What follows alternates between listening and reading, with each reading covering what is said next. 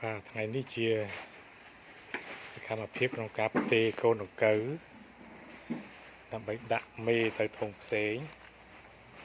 អញ្ចឹងយើងត្រូវប្រមូលដង្កូវដែលញាស់តែមើលຂະຫນາດវាល្មមនឹងបំបែកចឹងហើយយើងបំបែកយកមកអញ្ចឹងបងប្អូនហើយយកមកយើងចាប់មេវាអញ្ចឹងចាប់មេហើយអានោះជាដង្កូវដែលនៅសល់ពីការចាប់មេយើងដាក់ទៅកន្លែងផ្សេងជាសកម្មភាពក្នុងការផ្ទេរមេហើយផ្ទេរមេយកកូនដង្កូវដើម្បីទុកឲ្យវាធំបន្តទៀតហើយគឺធ្វើបែបហ្នឹងនេះគឺតែមេបងប្អូន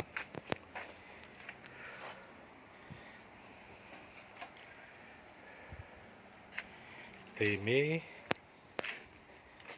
ចេញ